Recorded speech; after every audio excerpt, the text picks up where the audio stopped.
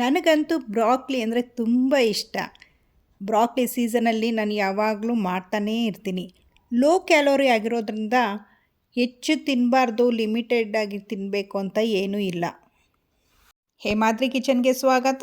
ನಾನಿವತ್ತು ಬ್ರೋಕ್ಲಿಯಿಂದ ಒಂದು side dish ಮಾಡ್ತಾಯಿದ್ದೀನಿ. ಇದು ಚಪಾತಿಗೂ ಚೆನ್ನಾಗಿರುತ್ತೆ, ಹಾಗೆ ತಿನ್ನೋದಕ್ಕೂ ಚೆನ್ನಾಗಿರುತ್ತೆ. ಅನ್ನ ಸಾಂಬಾರು ಜೊತೆ ಸೈಡ್ ಡಿಶ್ ಆಗೂ ಕೂಡ ತಿನ್ಬೋದು. Broccoli vitamin C, K, fibre, ಪ್ರೋಟೀನ್ಗಳಿಂದ ಸಮೃದ್ಧವಾಗಿರುವಂಥ ಒಂದು ತರಕಾರಿ. ಕಾಲಿಫ್ಲವರಲ್ಲಿರೋವಂಥ ಇದರಲ್ಲೂ ಕೂಡ ಕೆಲವೊಂದು ಸಾರಿ ಸಣ್ಣ ಹುಳಗಳು ಬರ್ತವೆ.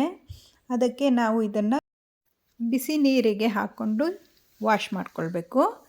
ನಾನಿಲ್ಲಿ ಬಿಸಿ ನೀರಿಗೆ 1 ಸ್ಪೂನ್ ಅರಿಶಿನ, 1 ಸ್ಪೂನ್ ಉಪ್ಪು ಹಾಕ್ಕೊಂಡಿದ್ದೀನಿ. ಇದರಲ್ಲಿ ಬ್ರೋಕೊಲಿ ಹಾಕ್ಕೊಂಡು ಚೆನ್ನಾಗಿ ತೊಳ್ಕೊಂಡಿದ್ದೀನಿ. ಮತ್ತು ತಣ್ಣೀರಲ್ಲಿ ಇದನ್ನು ತೊಳ್ಕೊಳ್ಬೇಕು. ಈಗ ಒಂದು ಪ್ಯಾನ್ ಬಿಸಿಗಿಟ್ಟು 2 ಸ್ಪೂನ್ ಆಯಿಲ್ ಹಾಕ್ಕೊಳ್ತಾ ಇದ್ದೀನಿ. ಸ್ವಲ್ಪ ಸಾಸಿವೆ ಚಟಪಟ ಅಂದ ಮೇಲೆ ಇದಕ್ಕೆ ಈರುಳ್ಳಿ ಸೇರಿಸ್ಕೊಳ್ತಾ ಇದ್ದೀನಿ. ಬ್ರೋಕ್ಲಿನ ಜಾಸ್ತಿ ಬೇಯಿಸಿದ್ರೆ ಅದರಲ್ಲಿರೋ ಪೌಷ್ಟಿಕಾಂಶ ಎಲ್ಲ ಹೊರಟೋಗುತ್ತೆ. ಅದಕ್ಕೆ ಇದನ್ನು ಸ್ಟೀಮ್ ಮಾಡಿ ಬೇಕಾದರೆ ತಗೊಳ್ಬೋದು. ನಾನು ಇಲ್ಲಿ ಸ್ವಲ್ಪ ಒಗ್ಗರಣೆಗಷ್ಟೇ ಹಾಕ್ತಾಯಿದ್ದೀನಿ. ಬ್ರೋಕ್ಲಿಯಲ್ಲಿರೋ ಫೈಟೋಕೆಮಿಕಲ್ಸ್ ಕ್ಯಾನ್ಸರ್ ಬಾರದಂತೆ ತಡೆಗಟ್ಟುತ್ತೆ ಮತ್ತು ನಮ್ಮ ದೇಹದಲ್ಲಿರೋ ಟಾಕ್ಸಿನನ್ನು ಹೊರಗಾಕತ್ತೆ. ಈಗ ಕಡಲೆಬೇಳೆ ಸೇರಿಸ್ಕೊಳ್ತಾ ಇದ್ದೀನಿ. ಕಡಲೆಬೇಳೆ ಜೊತೆಗೆ ಈರುಳ್ಳಿ ಸಹ ಹಾಕ್ಕೊಳ್ತೀನಿ. ಬ್ರೋಕ್ಲಿ ಬ್ಲಡ್ ಶುಗರ್ ಲೆವೆಲನ್ನು ಕಡಿಮೆ ಮಾಡುತ್ತೆ.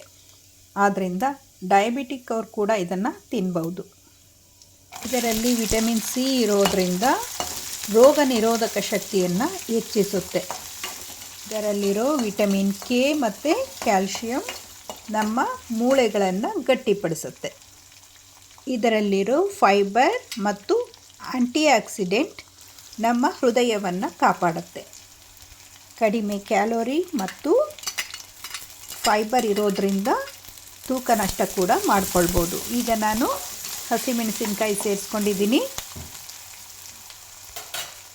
ಎಲ್ಲ ಚೆನ್ನಾಗಿ ಫ್ರೈ ಆದಮೇಲೆ ಕರಿಬೇವಿನ ಸೊಪ್ಪು ಹಾಕ್ಕೊಳ್ತೀನಿ.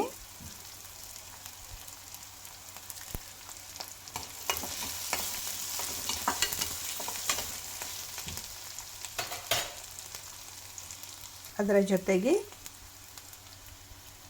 ಟೊಮೆಟೊ ಕೂಡ ಹಾಕ್ಕೊಳ್ತಾ ಇದ್ದೀನಿ. ಎಲ್ಲ ಮೆತ್ತಗಾಗೋವರೆಗೂ ಚೆನ್ನಾಗಿ ಬೇಯಿಸ್ಕೊಳ್ಬೇಕು. ಸ್ವಲ್ಪ ಉಪ್ಪು ಸೇರಿಸ್ಕೊಳ್ಬೇಕು.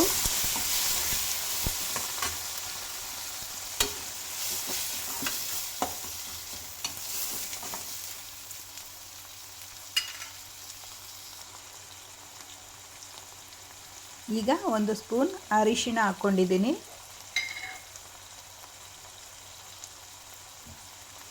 ಜೊತೆಗೆ ಜೀರಿಗೆ ಪುಡಿ, 1 ಸ್ಪೂನ್ ಕೆಂಪು ಮೆಣಸಿನ ಪುಡಿ ಹಾಕ್ಕೊಳ್ತಾ ಇದ್ದೀನಿ.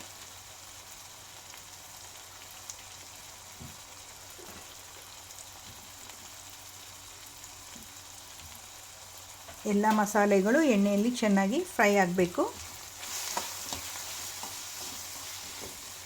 ಈಗ ಮೊದಲೇ ತೊಳೆದಿಟ್ಟಿರೋ ಅಂಥ ಬ್ರೋಕ್ಲಿಯನ್ನು ಈಗ ಸೇರಿಸ್ಕೊಳ್ಬೇಕು. ಬ್ರೋಕ್ಲಿ ಹಾಕಿದ ಮೇಲೆ ಜಾಸ್ತಿ ಬೇಯಿಸ್ಕೊಳ್ಬಾರ್ದು, ಇದು ಬೇಗ ಬೇಯುತ್ತೆ. ಎಣ್ಣೆಯಲ್ಲಿ ಈ ರೀತಿ 2 ನಿಮಿಷ ಬೇಯಿಸ್ಕೊಂಡ್ರೆ ಸಾಕಾಗತ್ತೆ. ಅದಕ್ಕಿಂತ ಹೆಚ್ಚಾಗಿ ಬೇಯಿಸ್ಕೊಳ್ಬಾರ್ದು. ಬೇಯಿಸಿದ್ರೆ ಅದರ ಪೋಷಕಾಂಶಗಳೆಲ್ಲ ಹೊರಟೋಗುತ್ತೆ. ಆದ್ದರಿಂದ ಸ್ವಲ್ಪ ಬಾಡಿಸ್ಕೊಂಡ್ರೆ ಸಾಕಾಗತ್ತೆ. ಕೊನೆಯಲ್ಲಿ ಕೊಬ್ಬರಿ ತುರಿನ ಹಾಕ್ಕೊಳ್ತಾ ಇದ್ದೀನಿ. ಈಗ 1-2 ಸೆಕೆಂಡ್ ಹೀಗೆ ಮುಚ್ಚಿ ಬೇಯಿಸ್ಕೊಳ್ಬೇಕು.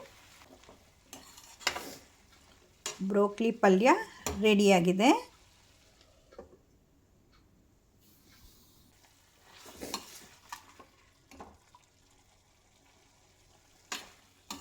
ಇದರ ಟೇಸ್ಟ್ ಅಂತೂ ಅದ್ಭುತವಾಗಿರುತ್ತೆ. ಎಲ್ಲರೂ ಇಷ್ಟಪಟ್ಟು ತಿಂತಾರೆ. ಅಷ್ಟೇ ಆರೋಗ್ಯಕರ ಅಡುಗೆ ಕೂಡ.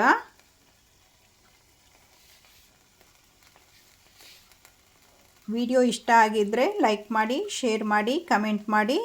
ನನ್ನ ಚಾನಲನ್ನು ಸಬ್ಸ್ಕ್ರೈಬ್ ಮಾಡ್ಕೊಳ್ಳೋದು ಮರಿಬೇಡಿ. ಇದೇ ರೀತಿ ಮತ್ತೊಂದು ವಿಡಿಯೋದಲ್ಲಿ ಸಿಗ್ತೇನೆ. Thank you for watching.